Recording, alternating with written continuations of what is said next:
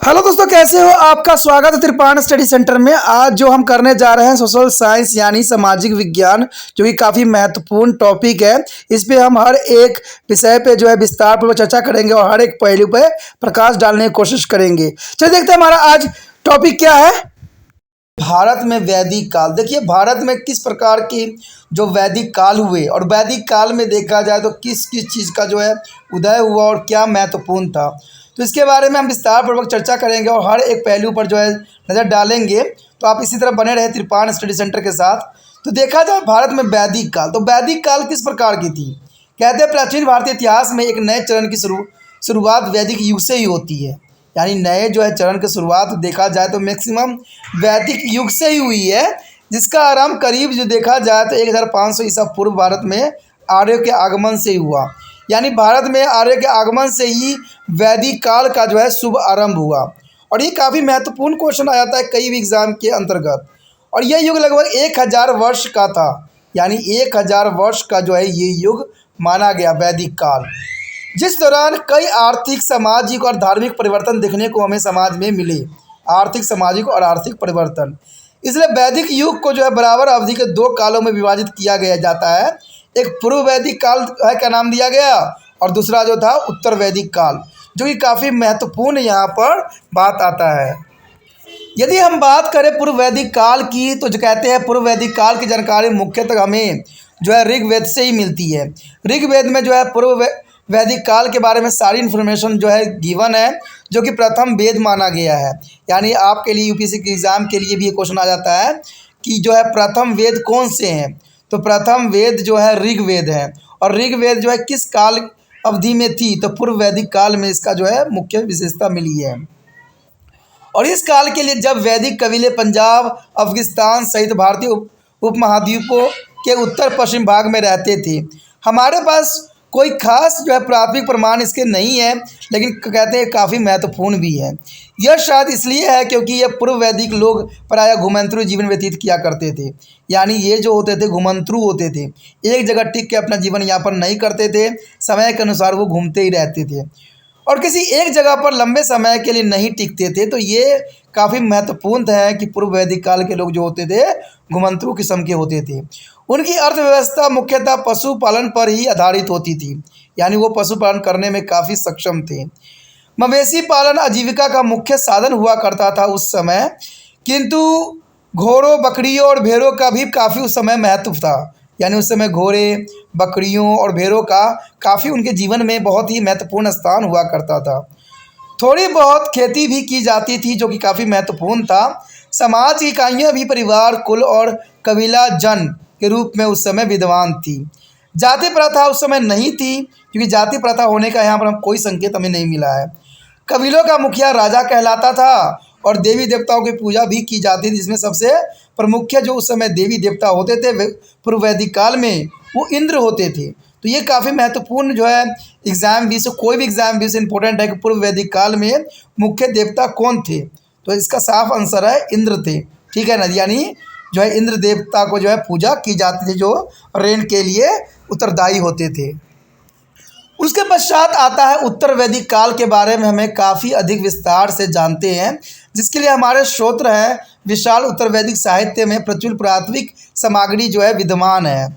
उत्तर वैदिक साहित्य में शामिल है बाकी 3 वेद है, जिसमें समवेद, यजुर्वेद, अर्थवेद। देखिए, उत्तर वैदिक काल का जो देन है समवेद, यजुर्वेद और अर्थवेद, तो ये आपको नोट कर लेना चाहिए कि उत्तर वैदिक काल के जो है हमें जानकारी मिलती है 3 वेदों से, समवेद, यजुर्वेद और अर्थवेद।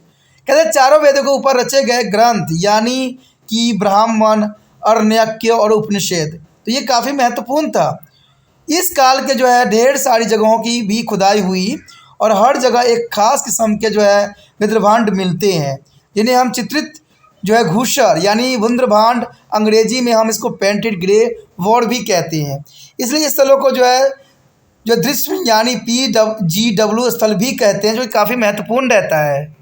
यदि बात करें हम आगे, उत्तर वैदिक काल के दौरान आर्य समुदाय बड़े पैमानों पर जो है पूर्व की ओर प्रस्थान कर सिंधु गंगा द्वाब और ऊपरी गंगा मैदान में बस गए थे। तो उत्तर वैदिक काल की ये बहुत काफ़ी महत्वपूर्ण बात है कि इसके दौरान आर्य समुदाय बड़े पैमानों पर जो है पूर्व की ओर प्रस्थान करके सिंधु, गंगा और ऊपरी गंगा मैदान में बसे थे और ये काफ़ी वहाँ पर जीवन व्यतीत करे।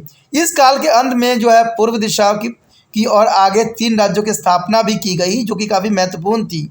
उसमें से काशी, कौशल और विदेह, ये काफ़ी महत्वपूर्ण और इसके बारे में आप जानते भी होंगे। काशी, कौशल और विदेह। खेती-बाड़ी अब प्रधान कार्य उस समय बन गया था, क्योंकि उससे पहले जो था जो है बकरियों का पालना, गोरों का पालना, ये मुख्य थी। लेकिन जैसे जैसे हम उत्तर वैदिक काल में आए, यहाँ पर खेती-बाड़ी जो है प्रधान कार्य बन गया था और कई फसलें जैसे गेहूँ, चावल, ईख उगाई जा रही थी उस समय, जो कि काफ़ी महत्वपूर्ण था। शिल्प की संख्या भी बढ़ गई थी काफ़ी हद तक और लोहे के हथियार और औजार इस्तेमाल होने लग गए थे इस समय के दौरान, यानी उत्तर वैदिक काल में। लोग अब जो है गाँव में स्थिर जीवन व्यतीत कर रहे थे। जाति प्रथा उभर कर 4 वर्णों के रूप ले ली थी, यानी इस समय जो है जाति प्रथा वर्णों का रूप धारण कर लिया था। यानी इसमें जो थे सम्मिलित थे वर्णों में ब्राह्मण, क्षत्रिय, वैश्य और शूद्र। ये काफ़ी महत्वपूर्ण जाति इस समय जो है उभर के आई थी, यानी जाति प्रथा वर्णों के रूप में थी। राजा और उसके आदमियों की शक्ति बढ़ रही थी, क्योंकि राजा जो होता था और उसके आदमियों जो होते थे, उनकी शक्ति दिन पर दिन बढ़ता ही जा रहा था और इसी अनुपात में जो है सभाओं का महत्व भी घट रहा था, यानी सभाओं का जो महत्व था घट रहा था। यज्ञ अब बड़े बस जब विस्तृत हो चले थे और इंद्र देवता का महत्व कम हो गया था, यानी इंद्र देवता जो है इस समय बिल्कुल ही कम हो गया था, इनको अधिक नहीं जो है पूजा जाता था और नए देवता जैसे कि प्रजापति अब मुख्य हो गए थे। आपको ये बहुत महत्वपूर्ण बात है कि अगर हम पूर्व वैदिक काल में देखें तो इंद्र को जो है महत्वपूर्ण देवता के रूप में पूजे जाते थे, लेकिन जैसे हम उत्तर वैदिक काल के दौरान हम आए तो यहाँ पर जो है प्रजापति को जो है यहाँ पर मुख्य देवता के रूप में जो है पूजा किया करते थे। तो ये काफ़ी महत्वपूर्ण है कोई भी एग्जाम व्यूज के अंतर्गत। इस काल के अंत में योगों के कर्म कांड के विरुद्ध एक जो है प्रतिक्रिया भी देखी जा सकती है, खासकर उपनिषदों में, तो ये काफ़ी महत्व रखता है। उसके पश्चात आता है वैदिक कत्र युग। ये देखिए वैदिक जो है कत्र युग बहुत काफ़ी महत्वपूर्ण थी और कहते हैं ये 6ठी सदी ईसा पूर्व में और उत्तर और पूर्व भारत में बड़े राज्य उभरे जिन्हें हम महाजनपद कहते हैं, यानी ये सारे राज्य जो उभरे थे इसके दौरान वैदिक कत्र युग में, तो 6ठी शताब्दी के आसपास इसको माना गया था और ये उत्तर और पूर्व भारत में बड़े राज्य उभरे जिन्हें महाजनपद कहते थे। और इस तरह के 16 राज्य थे। 16 राज्य काफ़ी महत्वपूर्ण थे, जिसमें अंग, मगध, बज्जी, काशी, कौशल, मल्लल, करु, पंचाल, वत्स, अवाती, कवोज, गंधार, अमस्क, जेदी, तमस्य और सुरसेन थे। तो ये काफ़ी जो राज्य के उपनिषद के पाठ हुआ करते थे। उनमें से जो है मगध, कौशल और अवंती सर्वाधिक शक्तिशाली राज्यों में से गिने जाते थे। कौन से? मगध, कौशल और अवंती सर्वाधिक शक्तिशाली थे। और कृषि के विस्तार और शहरीकरण की शुरुआत, व्यापार और उद्योग के विकास और क्षेत्रीय राजाओं के उद्भव से समाज में नई शक्तियों को जन्म दिया। कहते हैं ये काफ़ी महत्वपूर्ण था कि कृषि के विस्तार, शहरीकरण की शुरुआत और व्यापार, उद्योग के विकास और क्षेत्रीय राज्यों के उद्भव से समाज में नई शक्तियों को जन्म दिया। और इस तरह 6ठी शताब्दी में ईसा पूर्व सामाजिक धार्मिक रूपांतरण का भी एक दौर था। देखिए काफ़ी महत्वपूर्ण था कि सामाजिक धार्मिक रूपांतरण का भी एक दौर सा शुरू हो गया। लोगों ने कर्मकांडी ब्राह्मणवाद और वैदिक बलि प्रथाओं के खिलाफ अपना असंतोष इस समय काल में व्यक्त किए थे और अनेक जो है पथ उभर कर सामने आ गया, जिसमें जैन और बौद्ध प्रमुख थे। कहते जैन और बौद्ध ने बहुत काफ़ी महत्वपूर्ण अपना योगदान दिया इस समय काल के दौरान। तो चलिए देखते हैं पहला पॉइंट जो है बौद्ध धर्म के बारे में। और यहाँ पर हम बौद्ध धर्म के जो है खासकर जो है विस्तृत जानकारी ना कर हम संक्षिप्त जानकारी यहाँ पर इकट्ठा करेंगे। अगर आप इतना जानकारी इकट्ठा कर लेते हो तो आपको कोई भी एग्ज़ाम में जो है बौद्ध धर्म के बारे में लिखने में बहुत ही आसान और जो है बहुत ही सुलभ हो जाए।